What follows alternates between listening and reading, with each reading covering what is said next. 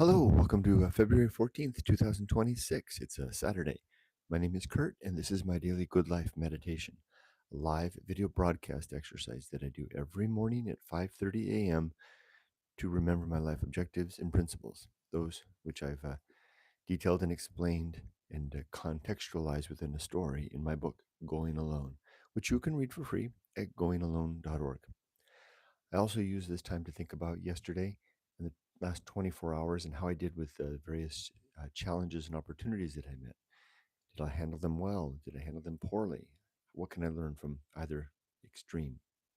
I review the 8 objectives of my creed and one of the principles. I usually read one of the principles and then I prepare for the coming day. But before I do any of that, I'd like to say hello to my new subscribers to the channel. Welcome. I'm Kurt, a 61-year-old retired American living in the Japanese countryside with my wife Yumiko, our 2 dogs, Ollie and Rudy, and we have our grown daughter that lives up in Tokyo pursuing her own life. I also live close to my in-laws. Oh, and there's a couple of nice messages there. Hi, hello, April, and I can see Michael Littlejohn's hello to both of you. I do typically read and respond to comments. I always read and respond to comments at the end of the video. I always like to acknowledge the first few that come through to make sure I don't have any technical issues like audio issues that sometimes happen. Thank you for chiming in, Michael and April. All right, and welcome. Hope your day is going well. I do want to offer a huge thank you to my YouTube members and my Patreon supporters for all your support. It means a lot to me. And finally, by way of disclaimer, I do talk about sometimes talk about sensitive subjects here. This is a diary video, so I'm at liberty to go anywhere I want. So sometimes I go to surprising places, even for me. I rarely talk about uh, uh, things that relate to anybody else. This is not anyone else's journal, but my own. So if I do talk about other people's, they're usually uh, it's in an element where I can preserve their privacy and make sure that I'm not disclosing anything untoward. I do talk about death though reliably almost every day, my own death that is. So that's a guaranteed to make some people uncomfortable. But lately, since I started adding this, the last 6 months or so, since I added this disclaimer telling people that I'm going to talk about my own death, uh, seems to have lessened the amount of feedback that I get because it concerns people, understandably so. All right, well now I'm a little bit off my kilter. We have another guest in the room with me, looking over there. I'll show you all. Mm, Can you see the camera there set up in the corner, right there next to the sofa there? That's a live. Say hello. There's currently 2 people on there watching right now. So hey, hi over there in the camera. They have a particularly nice view. Wow, I should consider putting this camera over there. That's a pretty nice view. You can see the candles and everything. Anyway, I do pretty regularly a live broadcast with that other phone, my iPhone 11, out in the garden, just letting it capture the garden ambience and atmosphere. Surprisingly, well, maybe not surprisingly, a large number of people seem to enjoy that. I think they pop in and out. Well, I don't think I know because they tell me, they send me an email and they leave comments. They tell me they pop in and out to throughout their busy days to settle in to the garden atmosphere a little bit to enjoy that ambience. I started doing this in the first few months after I moved here from the balcony here. I would point it out over the balcony when the spring was arriving and the garden was and the garden was madness. The bamboo forest was a wilderness back then.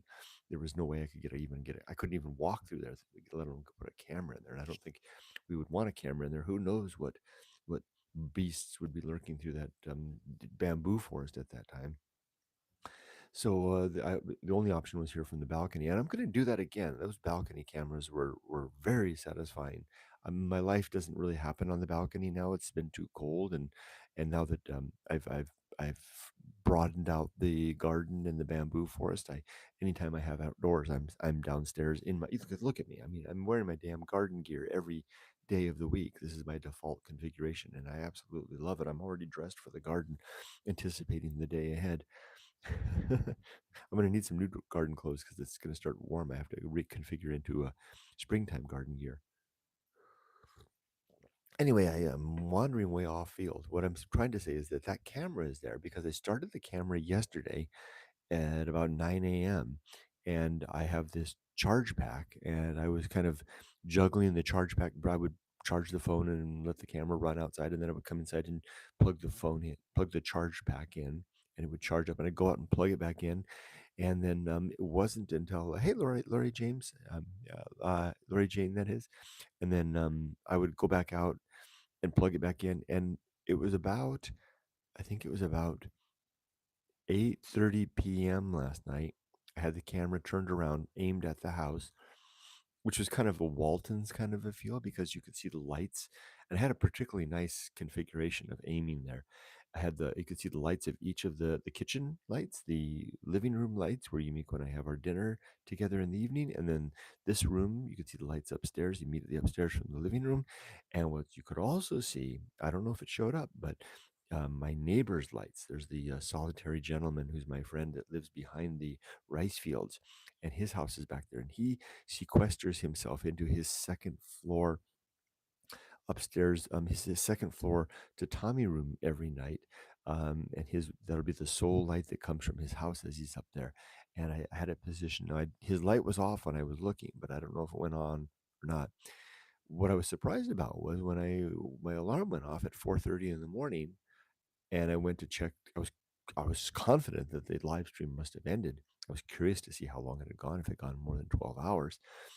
And it was still going at 4:30 in the morning. The screen was completely black. Couldn't see anything, of course, because it was nightfall. All the lights were off. Came upstairs. I live upstairs. I came across from the bedroom and turned on the light over here, and I had still had the live stream going. And sure enough, my light, 4 seconds later, popped on the live stream. So it's still working. It was great. So after I cleaned up, I went downstairs and out into the bamboo forest with my little flashlight and retrieved that phone. Hey, phone! There's still folks over there watching, and the charger, and I plugged them both in. It's over here charging right now. You can see it right there, getting charged up, ready to go back out into the garden later this morning. And the portable charger is also charging up. So I'm a little out of sorts. It feels like I have a guest in the room. Although you never know who pops into this stream, but there's a live stream right over there. I got two lives. And what happens when two just break down the space time continuum when two YouTube lives collide? It seems not. All right, so that was that. Okay, I'm done with. If you're new, I keep a checkbook. I keep a notebook that in my life. I've done this for years and years and years and years. I just one page per day, and I take notes about what happened that day. And so I'm done with it.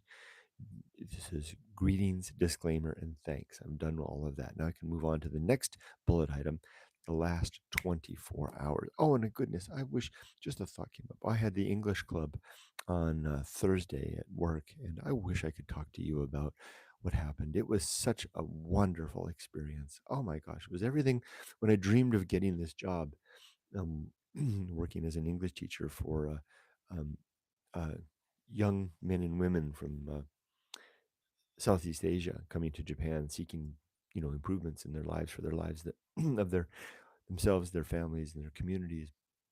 I had ideas about what it would be like to engage with young people, challenged by economics, perhaps social norms, the modern world meeting the traditional world, et cetera, et cetera, and having an opportunity to interact with them. And it's turned out to be everything I would have hoped it would be in the most positive sense. And my Thursday time with him was truly amazing.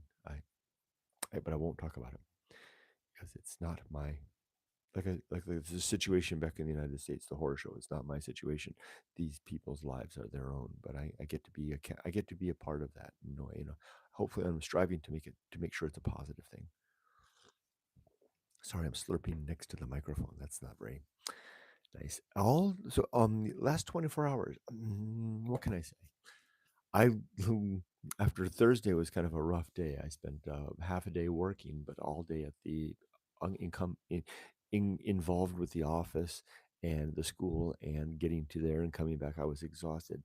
I needed a day in the garden, and I spent all day yesterday, Friday, in the garden. It was simply lovely. The weather was sweet. The sun was just right, and I parked Rudy, my little dog, who's bundled up right there somewhere. Well, there you can kind of see his eye. Hi, Rudy. He was bundled up in the stroller, yeah, between walks, and I spent all the time out there. I worked on the compost pile in the pumpkin patch. I love the fact that I have a pumpkin patch. I love saying pumpkin patch, and I worked on cleaning the gutter for the channel, the agricultural channel that runs between the bamboo forest and the formerly abandoned tea field, which is now the garden. And I also I cleared all that dirt and I spread that dirt around the bamboo forest. And then I continued my efforts in the afternoon. I decided to create a compost, really, yeah, compost slash mulch pile in the far corner of the garden. I'm going to have to name these quadrants of the garden, the sections. It was a lovely day, and I feel great. I've got a lot of energy. My body is oriented around gardening now, and it was good. I did skip radio exercise because I went long on my good life meditation yesterday, and my neighbors noted it was the second day I had skipped. I'd skipped on Thursday because I had to get to school early to work, and then I skipped yesterday because when I finished here, I had only had like 4 minutes to get there, and I wouldn't make it in time, so I skipped it. And it was noticed. This is one of the things about Japan. Japan lives on routine and harmony, and the fact that I was missing, I ran into one of my neighbors during the dog walk, and they were like, "Everybody was worried about you. You know, it was 2 days that you missed, Kurt. So I got to make it today." So it's nice to be missed, right? Have your have the not just missed, but missed by the neighbors. What an interesting experience! I don't think when I lived in the United States, and this is no diss on the United States. I love I love my country, but where it's a different paradigm. I love using that word, but it really is a different paradigm altogether. And I don't think my neighbors in Southern California, well, no, no, my one neighbor in Huntington Beach would have certainly noticed, but they would, most of them for the most part wouldn't notice if I disappeared for a couple of days. Probably my next door neighbor in Huntington Beach would have, and I think I'm confident she would have, and done something about it. Probably come knock on the door. So it's not a human. It's not a an American thing. It's just we're different, right? But here, the glue is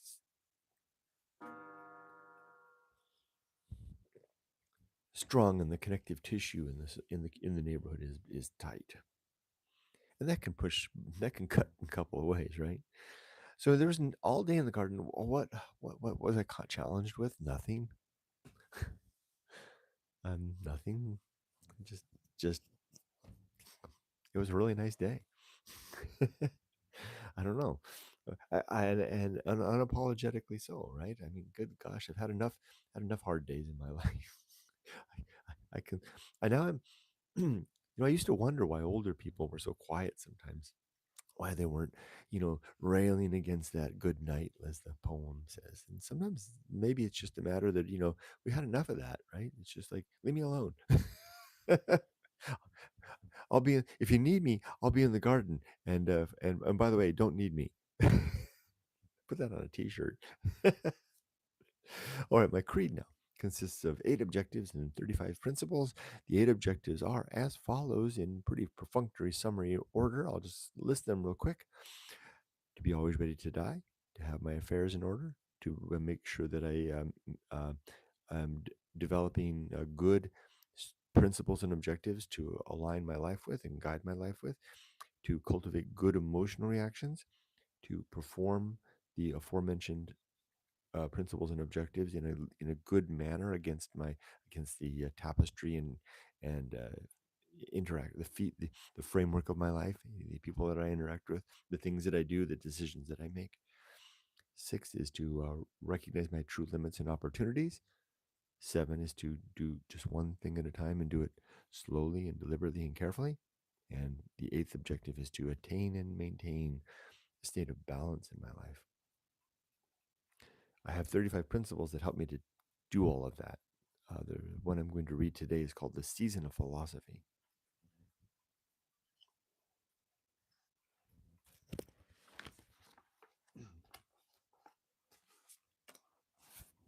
This is from page 270 of the hardbound edition of Going Alone. This principle does cross over into the next page, so I'll have to stop and change pages. Just turn a page. Here we go. Season of Philosophy. And a quote here from Seneca the Younger, whose book that's his book right there. The red one right above the thing there's Seneca's book right there. Philosophy wields her own authority. She appoints her own time and does not allow it to be appointed for her. My own writing. The Season of Philosophy. Think and record your thoughts while you can. See how the sun is fading now, dropping near the horizon. You will not survive the coming night. If you fail to record your words today, right now, they will never come again. Or maybe, if the words arrive again in some new form, some distant day hence, will you have the body, will, or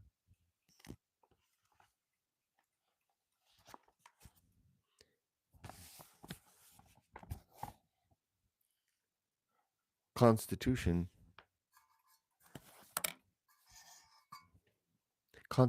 to record what you hear?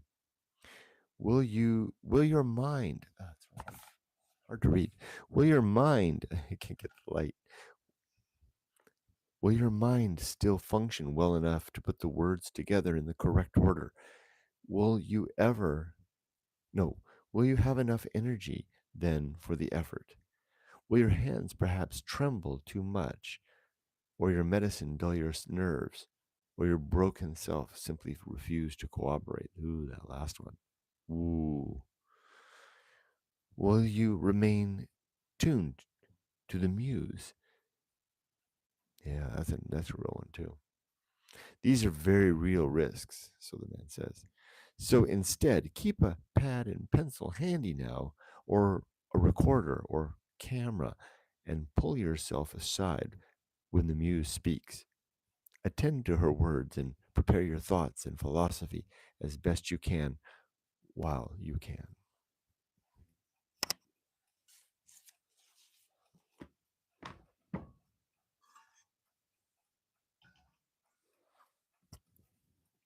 That's my heartfelt, sincere, and most earnest admonition and recognition to strike while the iron's hot, not just in the moment, but in the season of life when opportunity and available and the capacity to do so is there. Recognizing again our hashtag true limits and true opportunities to hashtag make good use of time. All right, for the next 24 hours, it is Saturday. It's Valentine's Day, so we'll go out and have a nice day. Maybe we can find some a nice dessert somewhere. That would be a lot of fun. Maybe have a nice lunch somewhere. And I'm dressed for the garden, but I have my nicer clothes ready to just change for an outing as well. That's about all I can say for today. I don't have any other plans. Taxes are done. I should start on my work on continuing my work on Social Security, but I think I'll save that for next week. Let's read comments. Hello again, Michael Littlejohns, and good morning and afternoon and evening to everyone.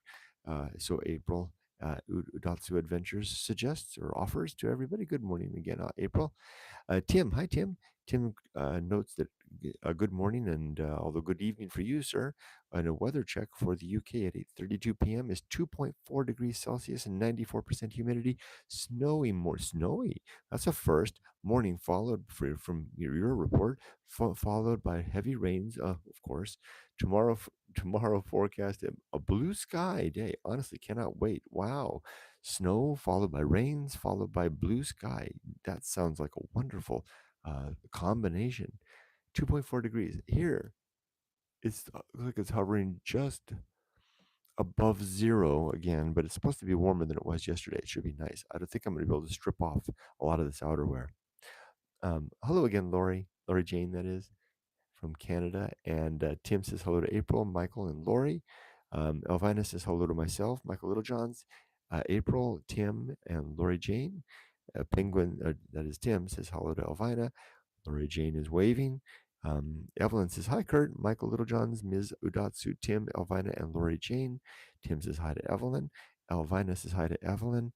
And April says, that reminds me of a comment I read the other day. A foreign girl went out for a few hours, and her elderly neighbor called the police and told them she was missing. I thought it was sweet. That is nice. April says, it's nice to know someone's looking out for you. Yeah. Robert says, hello, Kurt. Good morning, Robert. Michael Littlejohns, April, Lori Jane, Tim, Evelyn, and notes currently -2 degrees Celsius and 62% humidity with an air quality index of 34 in Napanee, Ontario, Canada. Lori Jane says, I'm wondering what inspired you to write Going Alone.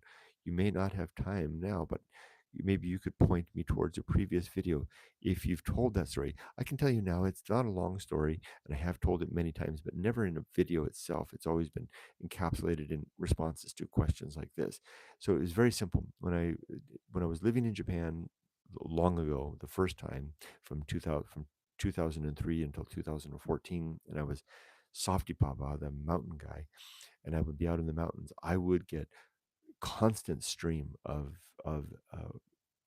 email mostly and comments, but mostly email from young men and women, mostly young men, writing to ask me how I managed to pull off living an adventurous life and in a foreign land and having all these adventures. How did I do that? And I would found myself writing the same response to them over and over again until it got to the point that because it was a response, it was a templated response. It was a formula that I used in life that allowed me to live such a life, and it was a very successful formula. So I began as witnessed by the fact that I had lived a very adventurous life and a very fulfilling life, and also to add to that a familial life. You know, getting married and raising a family and having a career and that, and plus all the adventure. So it was a formula that I built in my life that I was sharing with other with young people. I was no longer young, and I had done it. I was writing the same. I found myself writing the same email week after week to inquiring minds. So I decided to, instead of writing an email, I wrote a single essay, and I posted that on my website, which that website doesn't exist anymore. And I would simply, when people would write, I would write them a friendly response and say, I've documented my response to you in this essay. And that essay was called The Path of Wildness. Now, that Path of Wildness, which I wrote by way of explaining to others how I had lived the life that I had lived, is one of the chapters in Going Alone. It's right there in the middle somewhere. It's The Path of Wildness. That became the seed that became Going Alone. After a while, when I went back to America and I started doing the desert exploration, I realized that I had something I could build upon. That I could take the Path of Wildness as an essay and expand that into a book, and then codify it with a creed, and I would have a book with an adventure, a code, and a creed, a coded creed, and that became Going Alone. That's how the book came about. So if you ever look into it, and especially if you do read Going Alone, if anyone does, there's sections in there called the writings from the Muse, and if you look at the writings from the Muse section in the Path of Wildness, you might note that it's not like some of these things are not like the others. There's stuff in the Path of Wildness, notes from the Muse, that are very, very different from the rest of the book. That's because I wrote them at a very different stage. I wrote the Path of Wildness while I was still living in Japan. I wrote the rest of the book in America. That's my story. Thank you for asking, Lori James. James. Lori Jane, sorry. Tim says, the one thing I do enjoy in retirement is having the freedom for a lot more alone time. If I could so choose, that wasn't possible in the working life. I know what you mean about that. I like that too. So does my wife. Tim says hello to Robert. Evelyn says hi to Robert. April says, I need to run to the store and grab some V-Day stuff for the kids. These little holidays always sneak up on me. Yeah. Good luck. Have a good day. Have a good rest of the day and the weekend, April. Japan Monomore says, "Is that an antique desk you are sitting at, Kurt?" It sure is. You might be viewing it from the other. Here's the view that. Let me show you. Here's the view that the people on the live get to see. You can see the day starting to dawn out there. Here's the view that the can't do it without blocking that. You see how they can see my desk? That's my desk. This is my desk. If you watch it here, isn't this beautiful? Isn't this beautiful? It's an antique Japanese sitting desk, and it's got a drawer. Look at this.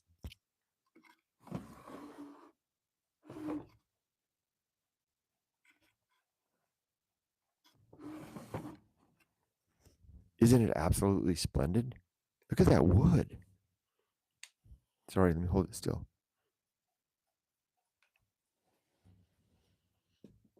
Flip the camera back around. There we go. Yeah, Japan Monomori, it is. I picked it up at these things are a dime a dozen over here. These old beautiful sitting desks. I picked this up for $15 at an antique store, and I one of the big problems that I have when we go antiquing is that I see these things over and over again, and I want to buy every one of them because they're so beautiful and they're inexpensive. But I mean, I only need one desk, right? So, yeah, isn't it? I just love this thing. Let's see.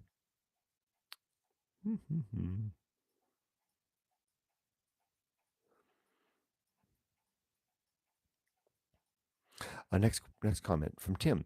Looks like the weather is finally turning, getting colder from the north. So less Atlantic fronts bringing the rain. We've had here the here a duck. We've had 43 consecutive days of rain, 4 times normal rainfall for this time of the year. Goodness gracious. Robert says hello to Japan Monomore. Japan Monomore says hello to Robert. Might see you on Hiko Simon on Sunday. Oh, wow, neat. I wish I could join those guys. I always forget. I should set a timer or something, but then I'm asleep. Also, Japan Monomore says, "Have you been to see Kabuki or no, Kurt? No, I have not." Lori Jane said, "Thank you." Sarah, hi Sarah. Good morning. Hello, good to see you. Good morning. Sarah says, "Good morning to everybody." Robert says hello to Sarah. Robert says, "That's nice grain there. Isn't it beautiful?" Japan Monomore says, "It's a beautiful desk. I love antique Japanese furniture. Anything up to Taisho. Taisho being the a period. We are Yumiko and I are collectors of Taisho era items. We want to populate our whole house with Taisho era items, which would be 1912 to 1926, I think it is. A very special period in Japan." Elvina says, "That's a beautiful desk. I love antique furniture." All right. Well, I'm going to go ahead and sign off here. I'll still be on the live over here and make sure that I make it to radio exercise. Otherwise, the neighbors are gonna come in mass and bang on the door. April says, "I got interested in both after seeing a movie on Netflix about a dysfunctional no family." I think I know what uh, I think I know I think I saw that same show. It was very good.